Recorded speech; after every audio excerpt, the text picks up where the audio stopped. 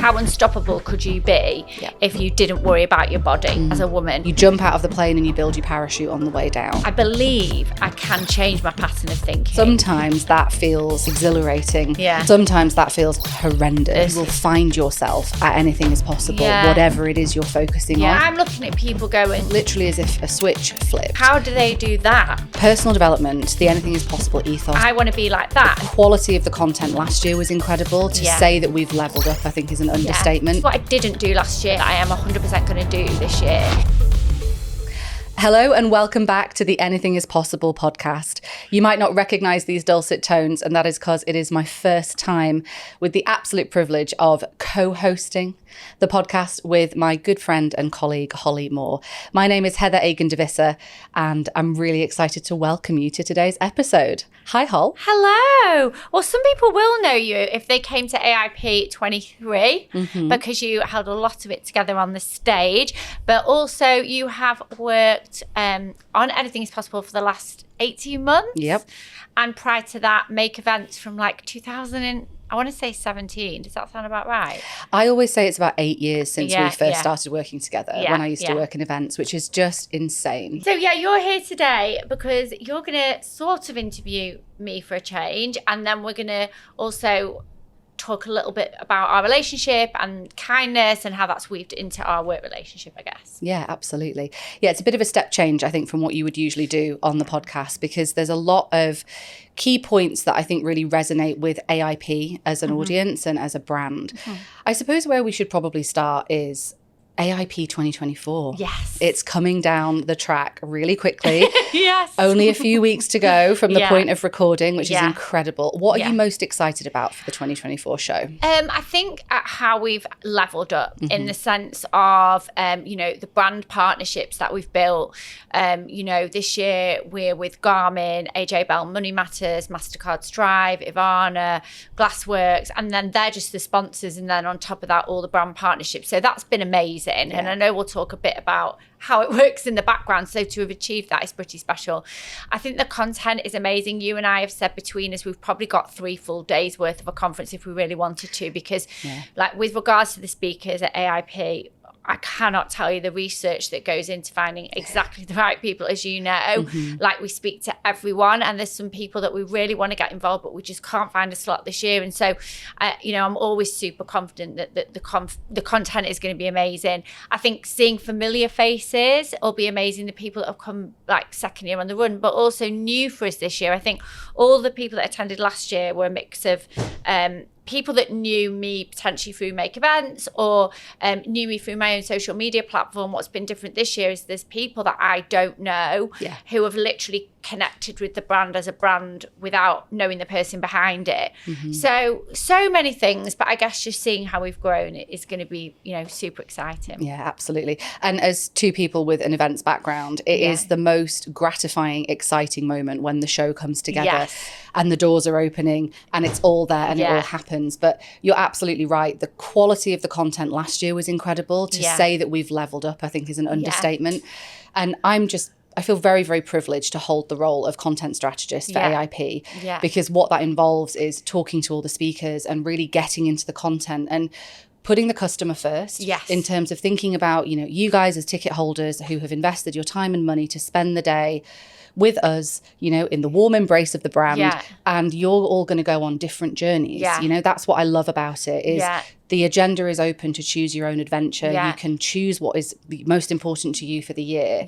And the speakers we've got to back up that expert-led thought leaders, it's just going to be amazing. So excited. I think where we're different and set ourselves apart is, and I think you'll agree, is that, we give an element of choice during the day, but what we believe is that, in a year, let's take 12 months, which is the time between each event, you're going to have probably like one focus. So we look at the wheel of life. So we have career, hobbies, personal development, friends and family, romantic relationship, home and lifestyle. I'm going to forget them all now, Heather, but startups and side hustles is one, but finance. Yeah. So essentially what we're trying to encourage people to do, and I do believe the saying of you can have it all but not at the same time, is almost having a focus potentially for a quarter or a year. And so that when you come to AIP, the framework of achieving your dreams is the same, whatever age, whatever stage, whatever that goal is, but then your goal is specific. So everything that happens on the main stage is about setting a big goal, putting into place habits, consistency and performance, and time management to help you achieve that. And then we attack all the things that we would put in our own way. So what would we put in our own way? I haven't got enough money. I haven't got enough time. I'm too old. I'm too young. I'm too fat. I'm too thin. I'm not good enough. I don't understand it. And so we try and attack those limiting beliefs through separate speakers that will speak throughout the day.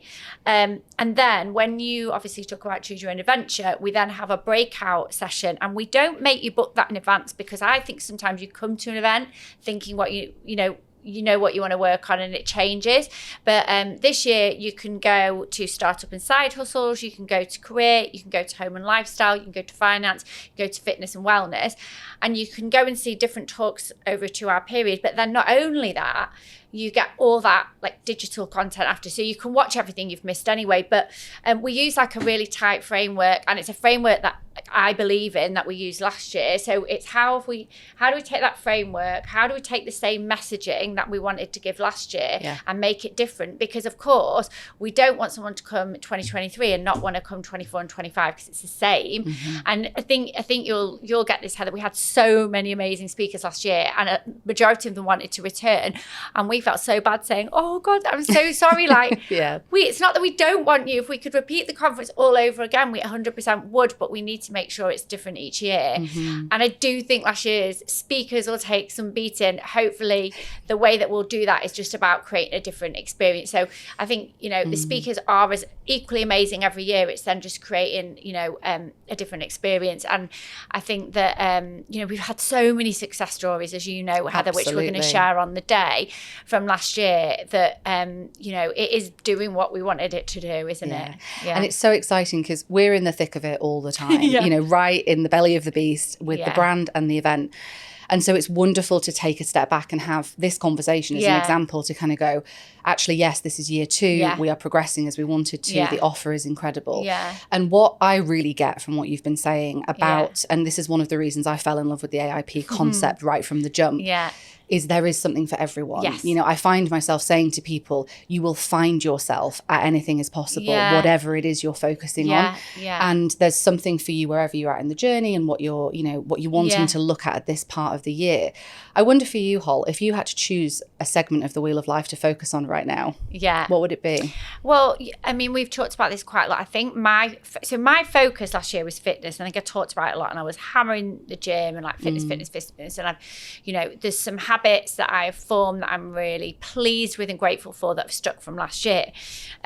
However, I feel like I've dipped into a bit, and I like to be transparent and honest, because I said to you before we did the talk, I was like, I feel like a bit of a fraud at the moment, because I'm not feeling 100% amazing. And that's not to be negative at the moment. I'm just to be real that I don't, because this is what I always say, right? So I can sit here on the microphone, I can stand on a stage, I can go to a networking event, and it does not faze me whatsoever. It's where I come alive. Don't need to prep for it, as you know, that much. But like literally it fills me with no dread, no nerves, whatever. Yet some of you listening would be looking at me going, how does she do that? Yeah, I'm looking at people going, how do they do that? Like, I want to be like that. And so my big thing at the moment has been self-acceptance, as you know. And I am so hard on myself on so many levels. And I'm trying to work out at the moment, is that because it's a little bit of the way that my brain is wired, having had OCD, it is a perfectionist, that illness is based around perfectionism, uncertainty, fear, wanting to make, control everything, control thoughts and stuff. And I wonder if that's kind of my makeup a little bit. And so although the OCD is a way, is that manifesting in, other kind of like self-limiting beliefs and stuff. And then also, is it because I am working so much? So again, like, and something I'm going to talk about in my opener is like the resilience and what it takes to put this on. Now, I've always worked hard, as you know, and I absolutely love work. However, what I've noticed in the last 12 months is that potentially a bit of burnout has manifested in like some physical things, and I'm never ill. And so I'm trying to work out in my own head at the moment is, okay, so is this being hard on myself and self-acceptance, is this a fallout of just my thought patterns, or the fact that I'm probably working too much and not having space to breathe and think? And so, you know, you're not having time to like work on yourself. So I think there's a few people that we've spoke to since last year on the podcast that have really resonated with me, and that I hope will for you guys. So like Sophie Louise Hughes, who is talking about, and I'm going to say a title wrong for the conference, Heather. It's about like basically how unstoppable could you be if you didn't worry about your body as a woman. And for me, that massively resonates. And I can be honest in saying there are things that I won't do if I'm in a negative frame of mind. And then you listen to Sian Lord, who's going to be talking, who lost her leg, about one body, one life. And like Maria Bravo that talked to us on the podcast, it's like, I don't wait till I'm skinny enough or I'm rich enough or all that. And sometimes I feel like, God, I'm not actually living and breathing everything that we're trying to get through on the podcast. However, because I think what it is I believe, I've actually got a B tattoo for believe from Tiny Tattoo after the conference last year. I believe so passionately about the power of thoughts, and that you can change your thoughts, because I have done, you know, in a really strong way, that I believe I can change my pattern of thinking. I just have not given myself time at the moment. Yeah. So I think that I'm really looking forward to, hopefully on the day, absorbing some of the content. And I also think that one of the talks I'm super excited about is Emily English. I can't say nutritionist. The nutritionist. Thank you. I really struggle with that particular word. But anyway, I think like when we first approached it, it was like, oh, we're going to talk about like how amazing you've done on Instagram and you've built this brand and like, you know, all the exciting food she does. But actually we said to her, look, what do you want to talk about? And she was like, gut and brain health and that axis. And I know from myself that when my IBS or, you know, is off kilter, and I know so many people suffer, so I just don't mind talking about it, is that it can really affect my mood. It can really affect my motivation, my enthusiasm, the way I feel. And it really gets me down. And obviously it is so linked. And I think, so I'm so excited for that talk. If there's any like tips and tricks that I can learn, or potential, you know, whatever, just to help that. So I think I've gone off on a bit of a tangent, but I think for me, AIP is, I believe in it.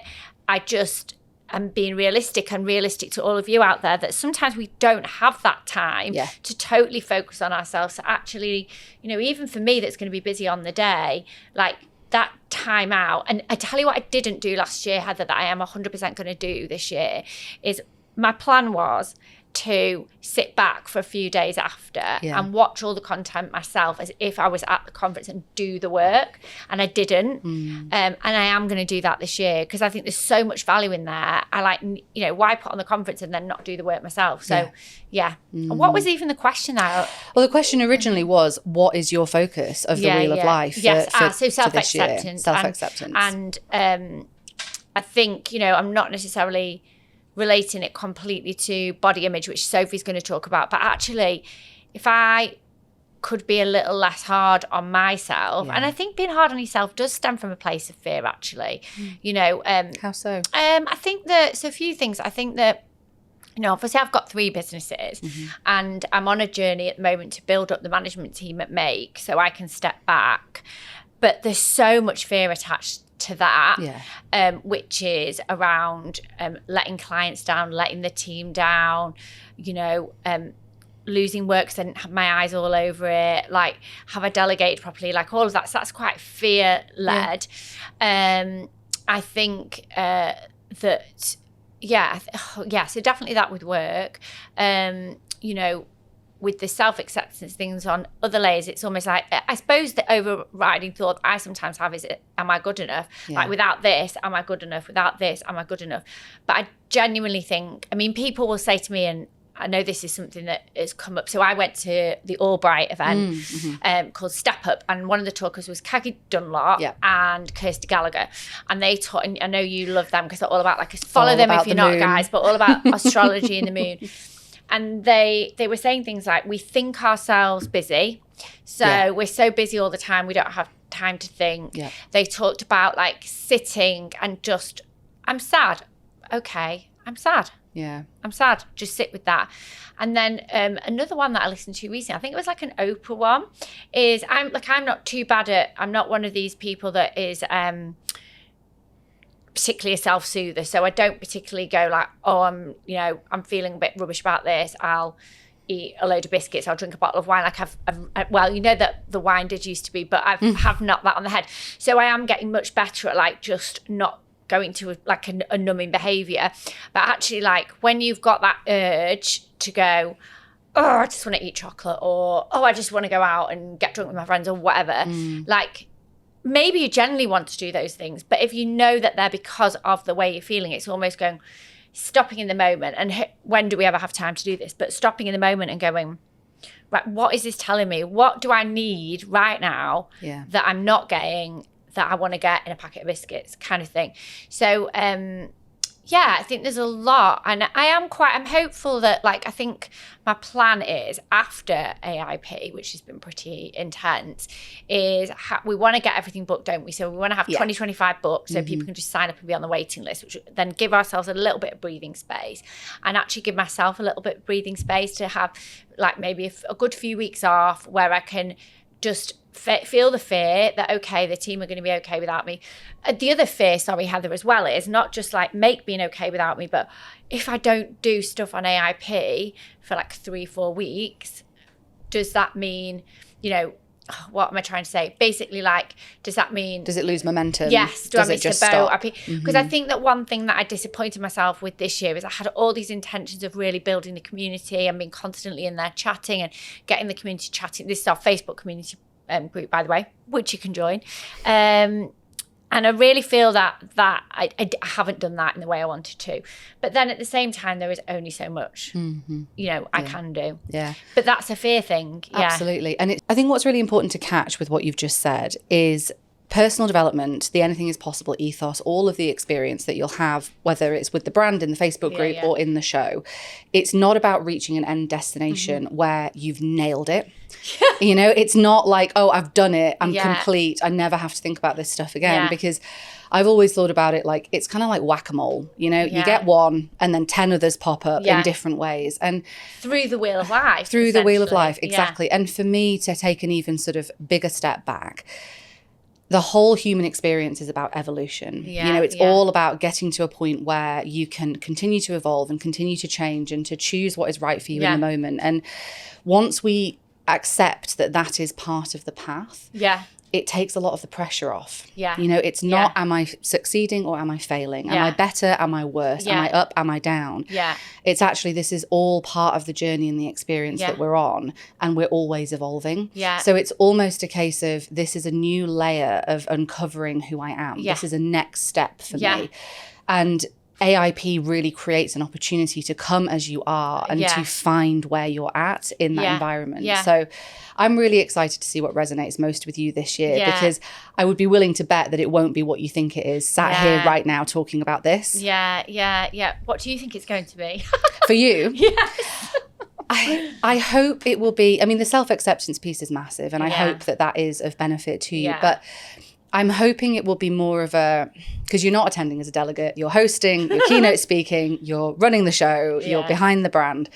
So it's a bit of a tricky question for me to answer. But what I would wish for you, what I would hope, is that it's such a positive experience, building on what it was last year, and that you can actually reconnect with how powerful it is and what the big vision is and where it's going, and see the impact in real time. I think that's really interesting, because I think it's almost like you keep saying to me, like, because I'm going to talk at the conference, as I say, what it takes to achieve a dream, because it can look so easy on the outside, and it's really not. And you'd think like year 2, you just got different challenges, a bit like your whole life and everything.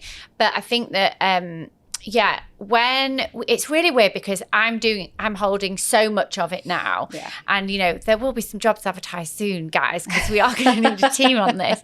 But I think I'm holding so much now. It's sometimes hard to see actually what you've achieved. Yeah. And I think, you know, we sit down, don't we, sometimes and like have a run through everything. And then you'll say to me, I don't think you realise like how much you've done or we've done as a team or whatever. And I think when I am that person, when I step away from the laptop and I'm either speaking or like we had our Friends of Anything is Possible dinner at the start of March when we met the sponsors and speakers, you know, when I'm actually out and I'm on a panel tomorrow, like that's when, or when I get a message from someone that's like achieved something and they'll say it's all thanks to AIP, that's when I come alive. And I think that, I mean, I remember the day like last year, it was absolutely nuts. Like people wanted photos. Like, it was magical. You know, it was amazing. The energy was magic. And I think, well, you said to me at the front, I just want you to feel like it's a house and it's your house and you're just having people into your front room. And it genuinely felt like that. It was so warm. The atmosphere was so amazing. So, I sometimes worry, I'm like, can you beat the first one? Like, can you beat that magical feeling? I mean, what will be amazing for me this year on a personal note is I'm hoping my sister's coming over from America. Incredible. Joel, my partner's siblings, are coming. Some of my best friends that couldn't make it last year. So for that will be really, really special because they haven't seen any of it. So that will be really nice. Hopefully my dad won't drop off again because that was a shame. I think we need to just put him in like the Make Events lounge, don't we? With absolutely. Like, a couple of beers, I think he'll be fine. Set him up with a mini fridge, he'll be absolutely fine. But it's interesting you talking, just listening to what you're saying. There's for anyone who's listening who identifies as a high achiever, which I'm just going to give you that label, I identify as one, hard relate to all of this. We set ourselves such huge, lofty goals and ambitions, and it's part of our identity to keep striving. That's what's really important to us. I cannot imagine. Why is that? I mean, how long have you got? For me, it's, you know, eldest of 3 children. I'm a Capricorn. You know, there's all sorts of stuff going on here. But something that really helped me was when I read a book called The Gap and the Gain. Ooh. And I can't remember the author's name now off the top of my head. Shall we look? But we can put it in the show notes, I'm sure. But the whole principle of The Gap and the Gain is a book, and it is kind of written for everybody, but it really speaks to those who have perfectionism or high achieving tendencies or even like toxic productivity tendencies. And it's about educating yourself on the fact that if you're always looking ahead, you will only ever see how far you have to go. Yes. Whereas if you put a practice into your life where you look at where you are and you look at where you've come from, that is the point where you really should measure your success.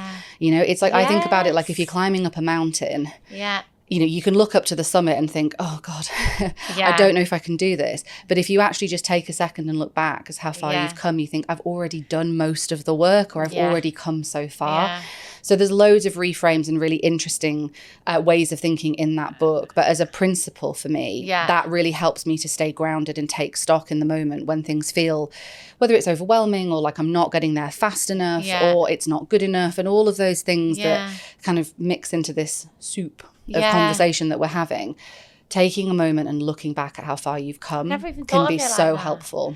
Do you know, it's funny actually, I was talking to my mum the other day about things, and she said, just stop thinking about the future and think about what does Holly want today, and how can Holly be her best self and have the best day today? What kind of character traits do people are those of people that live in the moment? So I would say Joel is he doesn't have a lot of hang-ups. Like very few hang-ups. Like he's very chill, like works super hard, I mean too hard as we know, but he's like quite do you know what I mean? There's certain people that are just quite in the moment, quite accepting. What kind of a character is that, and where can we get their DNA from? I'd really love to know. So I don't know if I can answer that question, and I'll tell you for why. Because we walk through life as an individual with a filter of the world. It's our unique filter, and it is completely made up from, you know, when we're teeny weeny people, of stories, of anecdotes. It can be ancestral stories in the family, all that kind of stuff. It also, a lot of it is to do with how we feel we need to show up to have value. And so when we just repeat that, I love that. So our filters of the world are created of our experiences and stories and things that we kind of get told as we're growing up. But a lot of it that we really hold on to is what we, when we're little, identify as how we need to show up to have value. So just if you don't mind me interrupting you there, because I think that is so interesting. When I was little, and by the way, this is going to make me sound big-headed and I don't mean it like this, but a lot of my praise came from, I think I might have talked about this on a podcast before, but being thin, being pretty and being funny. I'm not saying that I'm any of those things, I'm just saying. So it was never, you know, being the most intelligent and I mean, I don't know where my entrepreneurial spirit comes from, but they were the things that I was praised for. And I'm guessing there's certain things you were praised for. And would you say that they formed your values? Yeah, in many ways, yes, absolutely. And I would say it even goes a few layers. It's sneakier than that as well, because it's all knitted together in our sort of subconscious and all this sort of stuff. Yeah. But for me, there are elements of that, because I think, you know, generally girls are praised more for being, you know, pretty, and you've got more value if you're thin and all this kind of stuff. And that's a whole separate podcast. But I would say how this stuff shows up for me is more, there was always value for me to be organised. My parents separated when I was 4. And so and my brother was 2. So there was this whole transition of going from one house to 2 houses and having to figure out, like, right, have you got your PE kit? Have you got this? Have you got that? Wow. And my parents are amazing people. They did such a good job considering how horrendously challenging that must have been. Yeah. But being so teeny weeny, you know, 4 and 2, going through that experience, there's not a lot of sort of cognitive awareness, of self-awareness at that point. And so I would pride myself on being eventually, that took a few false starts, but eventually, like, right, so I've got the PE kit sorted, I've got my brother's stuff sorted, I've got this, because then I knitted together that gave my parents relief. I never knew this about you. That is insane. So you know, I learned to step up to the plate very, very young. Not through anybody's fault or anything negative, but just like, oh, okay, I recognize that I have more value and I get positive feedback and I seem to make other people's lives better if I'm all over it and they don't have to think about it. Oh, wow. And then you fast forward. That's what you do for me. Fast forward 33 years and, you know, with a 15-year career in events behind me and now doing what I'm doing, it makes you can knit it together so easily that actually that value piece of how I show up to help others and make other people's lives easier and think in a strategic way. There's a lot of crossover there with the stories that I told myself when I was younger about value. So do you think that in a way, because sometimes I know you can be too supportive, not for the person receiving the support. No, you're right. But for your own, at your own detriment. I think you have got better at going, hang on, I need to set some boundaries. But for those of you listening, like, so Heather had an amazing career in events, clearly how we met up until 2020 and you changed tack. Now, I think that'd be really interesting for the listeners to hear. Like, you made a brave decision to completely pivot and change what you were doing. And I'm right in probably thinking not just because of the pandemic, but that because you suddenly realised, like, actually, is this bringing me real joy? And just talking to you now, what's super interesting is if a lot of your value is derived from organisation, making people's lives easier, blah, blah, blah, that is what skills you used as an event organiser, which you still use now in another way. But I'd love to understand, because I think, so a lot of people within the AIP community reach out to me and go, I think, in their 30s actually, I think potentially I've made the wrong career choice, or this isn't fulfilling me right now, but I don't know what else to do, or I can't take a pay cut because, or whatever. So I'd love you to talk about that just to inspire other people what you did. Yeah. I mean, I think a lot of this as a kind of the umbrella is about this evolution. So I think once you can understand that you are constantly evolving and it's okay for you to change and it's okay for you to have a decade where this is what you're doing and then you have another decade where you're not, or even within, if you're in sort of a more corporate career or something that's more structured, it's okay for you to evolve within that too and be a different person at this point than you were at that point. So I think getting your head around that is a really good place to start. For me, I absolutely loved my career in events. I mean, far out. It was the best industry. I got into it when I was 17 and it was my wonderful mum who is such an inspiration to me. And I sat down with her and said, I think I want to do events. And I went to this very academic school. I was one of only 2 who didn't go on directly to university because I was sat there thinking, I don't think I want to go and do philosophy or English or something super academic, because I think there's something in this events I want to explore, but I don't know enough about it to go and directly do the degree. And I said to my mum, what would you do, as you do with anybody that you value their advice? And she goes, well, darling, if I could do it all again, I'd make sure I could travel the world on somebody else's credit card. Love that. Oh, I mean. Love that. My mother is incredible. Yeah. And I said, okay, well, what do you mean? And she says, well, if you can do your job and travel and see the world and do this and do this, then how amazing. And things like that exist in the world. Yes. So having that awareness from a young age was a real privilege, that actually you can go into roles and industries that are creative, that are dynamic, that involve travel. So that was a really good sort of foundation for me. Yeah. I have worked for myself for almost a decade, which really worked for me. But again, I understand that there are other career paths that are better suited to other people. So it's whatever you're choosing to do. Yeah. When you are dissatisfied, and I noticed that events wasn't really doing it for me, probably about 3 or 4 years before COVID hit. And what were the signs? Well, there were pretty similar signs to any time I'd left a job or changed a company or changed what I was doing previously. So right from being old enough to work, I'd start to feel disconnected. Yeah. So I would stop showing up as my real self. I would stop showing, because I'm very much 100%. If I'm with you and we're working together, you get all of me and all of the best that I can do for you. I'd start to notice I'd be sort of stepping back a little bit, not just holding stuff back, but kind of not feeling as bothered, not thinking about Which is it. not you. Not at all. You know, there wouldn't be that element of longer term thinking, strategic thinking, problem solving. It just would all start to fade a little bit, and things would start to feel just a little bit more boring. And I don't mean boring oh, I'm bored, but I'm not fulfilled. Less fulfilling is probably a better way to articulate it. And so I noticed that, and at this point I was traveling all over the world. My diary was booked for 18 months in advance. I was working with globally recognized brands and incredible agencies and incredible people. On paper, I'd done it. I'd nailed it. It was there. And yet, because I knew that there was going to be something coming, I was only in my sort of early to mid 30s. Yeah.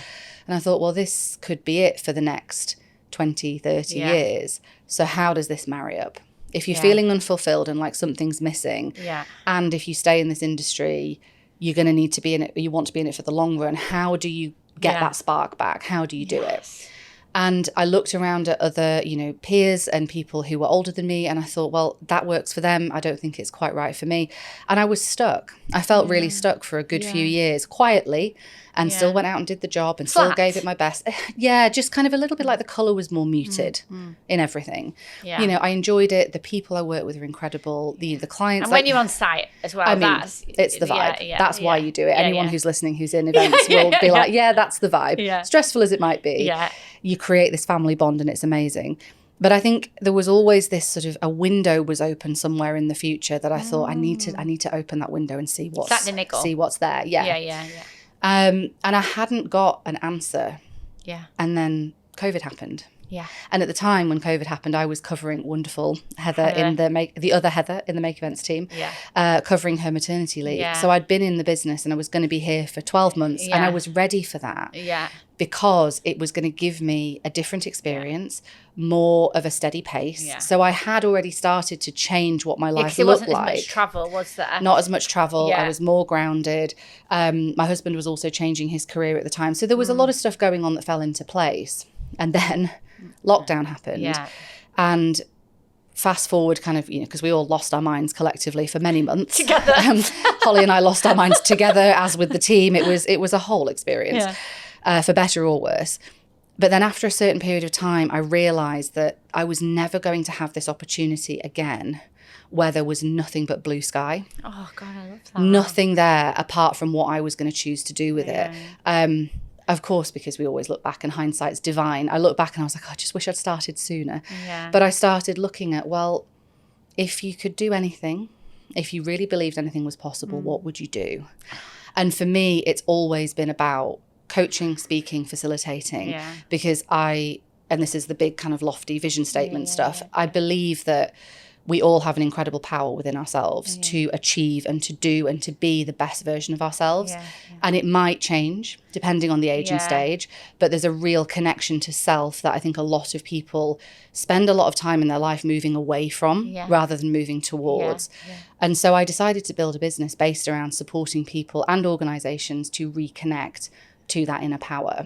So I retrained as a coach. I also specialized, because of the time and, you know, needed to pay the bills, into content and writing scripts and helping people with digital content, because that was very much adjacent. You are the wordsmith. We do call you that. We do. I'm sure you can tell I'm quite a wordy gal. But I started to really hone in on that, as well as training as a coach. And then, to be honest, from the end of 2021, it was, you just got to take a deep breath and go for it, you know? And that, because you asked me about advice for people who are also feeling that kind of stagnant, unfulfilled, it will look different for you. Because your circumstances will be different to mine, to yours, to everybody else's. For me, it's about connecting within and actually starting at that point and going, well, who do I want to be? Who am I now compared to who I was 5 years ago, 10 years ago? What are the practical parameters that I need to fulfill? We've all got bills to pay. We've all got obligations that we have to fulfill with our time and our energy. But what within those parameters can I maneuver? Like, what can I move? What could I adjust? Also ask yourself, what is the stage that I'm at? You know, at time of recording this podcast, I am heavily pregnant with my first children. I've got twins cooking in here. And so I'm about to go into a period of my life where this is not the time for pushing forward and evolution. Evolution is coming at me. And so it's recognizing and giving yourself a break as well, that meet yourself where you are, you know, and go from there. Because a lot of people, myself included for a period of time, you look outside of yourself and you go, I'll do that, I'll add this, I'll try that, I'll go buy this, I'll do this, I'll do this. Actually, for me, it's the other way around. Simplify it to amplify it. Strip it all back. Meet yourself where you are and then move from there. Take your time, you know? Really, a couple of things you said there that are really interesting about going back to when your mum said, find a job you can travel. I listened to a really good podcast with Grace Beverley, and I don't recall the lady's name, but she's the CEO of Depop.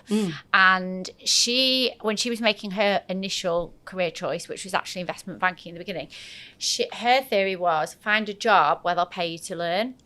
So I was like, I've never thought, like, so basically you can get a job where they're going to put you on a course of something you want to learn. So she continued her learning and development, which rang true there. And I think, so if you were looking, okay, so we'll talk about you becoming a mum shortly, but if you were to sort of wrap up the coaching piece and how that's evolved for you, and I'm guessing there was fear around earnings and are you good enough and all that kind of thing, and you push through the fear and you where you are now. Would you say that the fulfillment, I'm not saying we're always 100%, but would you say that the fulfillment is significantly different to how you were feeling at the tail end of your events career? Absolutely. Yeah. There's a phrase around, and you will probably know it because of entrepreneurial life, where those of us who work for ourselves, and I am specifically obviously sharing my story at this point, you jump out of the plane and you build your parachute on the way down. And sometimes that feels exhilarating. Sometimes that feels horrendous. And it's now 2024. The first year of me doing the coaching and facilitating business full time was financially the worst in my business in almost 10 years. I can't even tell you. And I vividly remember getting to the end of that year and thinking, we're going to have to dig deep. We're just going to give it a little bit longer. We've just got to keep trying. And 2023 was the best year I've ever had, including the 15 years in events in terms of turnover. Wow, congratulations. So thank you very much. It was literally as if a switch flipped. So to answer your question about fulfillment, yes, I am more fulfilled. I am also changing and evolving on a more micro level more regularly. So what do you mean by that? Like, I'm adjusting what I do. I'm adjusting how I spend my time. You know, I've noticed since very specifically becoming pregnant and learning about all the bits and pieces that go along with this whole new chapter that I'm about to embark on, my capacity for writing and recording and creating content has tanked. Really? The 40 odd hours a week of blue sky thinking and mental capacities just disappeared. And that's okay. You know, I had to learn to accept that, but that's okay. I am infinitely more fulfilled because I feel like I'm doing something that's more aligned to who I really am right now. Yeah. That's the key. And I think if you're in a situation where you can't leave your job, change your business yet, or, if you're in that position, it's about finding the levels of fulfillment that are available to you, because ultimately they are your compass to lead you back to yourself. And that's the aim of the game. And in your career as a coach, so I know you had a lot of proudest moments from doing events because, you've worked with some amazing brands and countries and venues and all of that kind of thing. What would you say is your proudest moment in your coaching career so far? Oh, that's a really good question. So I have a one-to-one client who has worked with me from the very beginning, and she has her own recruitment business, and she's only just turned 30, absolute firecracker, like incredible. We met at the gym, we had a conversation, we've worked together ever since. She's fantastic, and she's ambitious, and I'm ambitious myself. I love an ambitious person. I'm here for it. And it was when she doubled her turnover in year 2 of business and called me to tell me that she'd hit the goal 7 or 8 months before. Not just because it was a financial achievement, but it was the coming together of this self-belief and this determination, and actually allowing herself to be the success that she knows that she could be. That was a really beautiful moment as a coach, because it's all about supporting your clients to do what they want to do. So that was that was magic. Wow.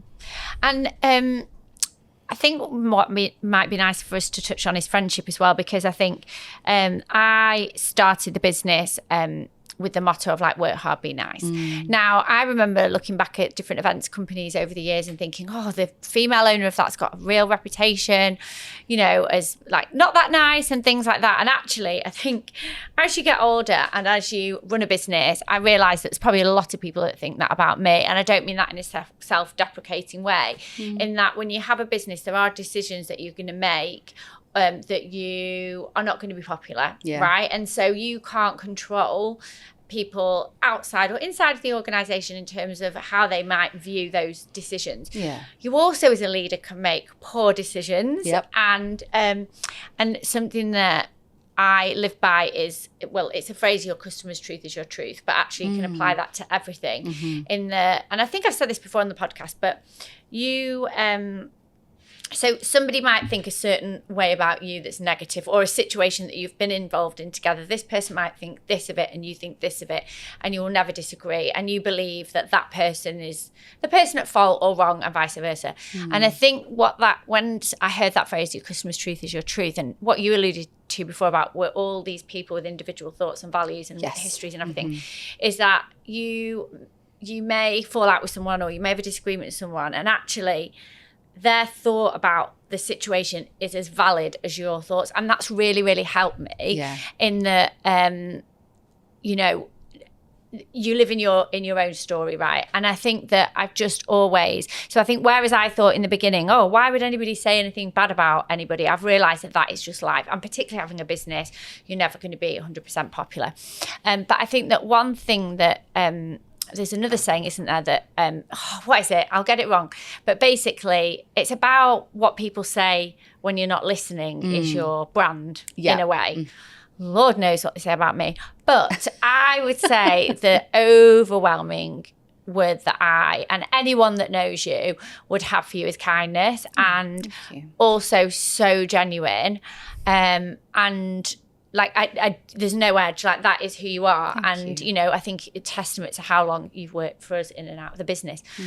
Kindness is something that we talk about, we talked about a lot at AIP last year around being kind to people. Rosie Nixon, who know, who's speaking at AIP 2024, who was editor at Hello Magazine, they made a collective decision about being kind within Hello, and they wouldn't publish anything that wasn't. What's your view? It's hard to say to you, where do you think you get it from? Because I think that's just who you are. But what's your view around kindness within, within self-development? How important is it? I think it's everything. And it starts with kindness to self. And this is a really lovely full circle from the conversation we were having before. I think, again, when I was talking about my philosophy as a coach and as a facilitator, that is my philosophy as a human being. In terms of not only are we all evolving, but also we're all looking the wrong way when it comes to reclaiming our power and accepting ourselves. It is not outside of you. Everything you need is already within. You have it all there. And I think for me, kindness starts from within, but from the jump, from when we're like teeny tiny, we are bombarded with messages, with stories, with how to show up and have value, as we've discussed, and how to be accepted, which is part of the human experience, fine. But we're not really taught the power of self-acceptance, the power of kindness to self. And I think a lot of the time we can project out onto others. Agreed. That's where a lot of negativity comes from, because we don't have that fulfillment in ourselves. So kindness to me, and it's not just about sort of wishy-washy self-compassion. It's about really spending that time with you and getting to know you, and then moving from that place of connection. That's really, really powerful. I also am really passionate about disconnecting from technology. Right. And I tell you why. In the last couple of years, because of the business that I'm growing, you know, there's so much access to content, and it's absolutely, you know, we live in an amazing world. I couldn't run a global business. You couldn't run a global business. We couldn't reach the people that we reach without technology. However, I think there's an important conversation to be had about the compulsive nature and the addictive nature of it. And for me, it was a realization that I got out of the habit of being able to go for a walk or do anything without having something either in my hand, in my eyes, or in my ears. And so that is a distraction. And if I'm distracted, I'm taking on other information. It's not coming from within. So it's kind of diluting my inner compass, my intuition, that inner voice, that inner kindness and compassion. So for me, a lot of my recent journey, this last 12 months, has been about learning to put my phone down, learning to tune out external noises on an even deeper level, and actually allow that inner wisdom to come through. And that inner wisdom is kind. You know, the real truth of it, there is compassion and there is love and there is depth there. You just have to practice tuning it all out to get there. And once we are compassionate and kind to ourselves on a really truthful, authentic level, it radiates out. And it's like that phrase of, if you turn your light on, other people are encouraged to do the same. And I think that's where kindness can be this global ripple effect. If you are turning your own light on and being kind and compassionate to yourself, other people will start to resonate and do the same. That is so interesting. So I'm really bad at not looking at my phone, because I'm scared there's going to be, and Elliot, who's filming this, is exactly the same, I feel, is that I'm like, well, if I can get it done now, I might as well get it done now, because it's going to need to be done tomorrow anyway. What if somebody sends me something, expects an answer, and I've not checked it? Like all these things. And so it is like an addiction. And you and I have talked that pre-COVID, I used to read all the time, and I cannot, because I'm like, but I need to check my phone. But then some of it is just mindless scrolling. I don't know what I'm going to find with what I eat in a day and how I spend my 5 till 9 or whatever crap I watch on TikTok. But we all do it. What's the practice? How do we, so as a business owner, where you are scared of missing things, missing opportunities, not having done your work, somebody chasing you, like all those things, how do we disconnect? How do we tune in? So specifically as a business owner, I think the real, the key thing and the challenge here is that it comes from you. Founder-led businesses, it's a specific thing for founder-led businesses, because the business is an extension of who you are. It has developed organically. It has grown. All three of your businesses, and that's a really, to get it to the level that you have specifically, and then try and move the goalpost a little bit. It's okay that feels challenging. Of course it does. Of course it does. The practice for me is as simple as starting small. So no phones near my bed at nighttime. It goes. How do you set your alarm? I have a 90s alarm, like a plastic fantastic. It has a really offensive alarm tone. And it's an iconic 90s relic, really. But honestly, send me one. that was the game changer. Wow. Because again, and it was all through COVID, it was realizing that suddenly all of that intrusive media and all of the content and everything, it was just there. And listen, we haven't developed biologically to combat consciously that addictive technology. So we need to just stop expecting ourselves to be able to do it, and put those really hard parameters in place of like, no, it's in the kitchen. I'm not getting out of bed to do it. So that's where I started. And then I was also as part of my learning and my reading, and I can't, again, it's a professor from Dublin, I think, who talks about this, where so much of how our brains work in terms of problem solving, we need to give them room to breathe a bit. Yes. So for me, my connection is walking my dog in the fields near my house. That is where I ground. That is where I connect to both myself and something greater than me. Like it's part of who I am. If I'm constantly plugging my ears with conversation, even music and information, my brain is so busy focusing on that all the time that it doesn't knit together problems. It also doesn't land inspiration. It also doesn't get a sense of perspective on how well I'm tracking towards my goals or the jobs I've got to do or whatever it is. So again, it's just putting those moments in place where all you have is capacity to think and let your brain just ramble. Because it's after those walks without my phone, without any distraction, where I'll come home and come back to my desk and be able to write a really beautiful, cohesive email for my subscribers, or be able to come to you, for example, and say, right, I've got it. This is the strategic plan. This is what I'd suggest. That's where that magic comes from. Wow, that's so interesting. So before we sort of end the podcast, you are expecting a little boy and a little girl, which could not be more perfect for an event planner for her first pregnancy. So efficient. How are you? We will have a lot of people listening who are thinking about becoming a mum, just become a mum, pregnant themselves.